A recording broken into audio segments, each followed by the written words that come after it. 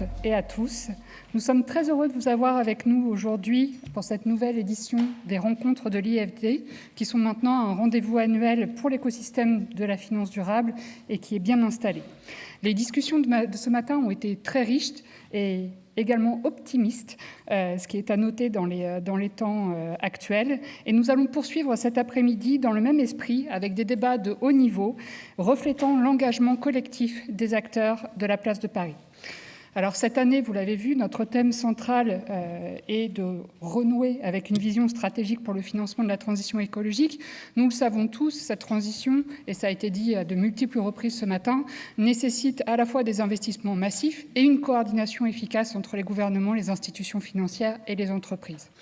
À l'Institut de la finance durable, nous avons fait de cette mission notre priorité depuis maintenant plus de 2 ans avec une équipe engagée que je tiens à remercier chaleureusement. Nous structurons cette approche ambitieuse et pragmatique en nous appuyant sur 2 piliers. Le premier, identifier les conditions de la mobilisation des financements, y compris privés, pour financer cette transition et déployer des outils communs pour faire émerger une discipline de place sur ces sujets extra-financiers. Les derniers mois ont été marqués par des avancées majeures, aussi bien sur la question des déclinaisons sectorielles du plan de financement de la transition écologique que sur le renforcement des outils et méthodologies pour accompagner la transition, notamment sur le guide pour l'analyse des plans de transition des entreprises et performances carbone, les stratégies sur les transitions énergétiques, la lutte contre la déforestation, la participation à l'alimentation de la plateforme des outils et méthodologies sur la biodiversité et bien d'autres.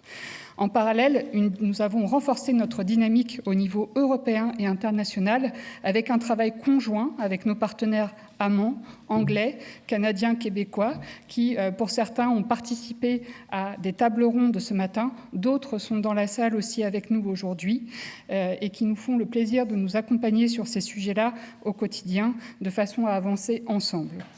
Nous avons également été très présents sur la scène internationale avec une forte mobilisation de nos membres, notamment durant la COP16 biodiversité, où une délégation d'une 40aine de nos membres a pu être mise en place et l'organisation de plusieurs événements majeurs. Ces avancées montrent que nous progressons. En 2025, nous allons continuer avec une feuille de route qui est claire, poursuivre la fédération et l'amplification de l'action de la place de Paris pour le financement de la transition écologique, développer des solutions concrètes pour lever les freins identifiés, notamment sur l'adaptation au changement climatique et le financement de la transition dans les émergents, continuer à structurer et à harmoniser les outils aussi sur lesquels nous nous appuyons au quotidien à travers notre triptyque cadre réglementaire, mécanismes de financement et méthodologie d'analyse.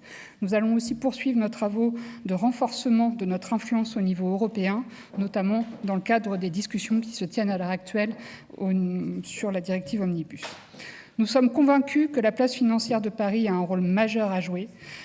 Nous l'avons vu ce matin, les opportunités de cette transformation sont nombreuses et des solutions de financement innovantes se déploient. Cet après-midi, nous continuerons à approfondir ces enjeux qui trouvent toute leur place dans les travaux de l'Institut, avec une discussion sur l'articulation entre les investissements dans la transition et le cadre réglementaire, une table ronde sur le pacte social de la transition écologique qui va explorer également la question de la transition juste, un atelier sur les crédits biodiversité et crédits carbone en tant qu'outil de financement et qui explorera à la fois les retours d'expérience et qui fera un point aussi d'étape sur leur développement, et enfin la plénière de clôture sur la question du financement mixte pour favoriser les financements de la transition dans les pays développés et émergents. Nous aurons enfin le discours de clôture d'Augustin de Romanet, président de Paris Europlace, et de Madame la sous-gouverneure de la Banque de France, Agnès Benassi-Kéré, avant de conclure cette journée autour d'un moment convivial. Je tiens à remercier chaleureusement tous nos sponsors, intervenants et participants pour leur engagement et leur mobilisation. Je vous souhaite de beaux échanges et une excellente fin de journée. Merci à vous.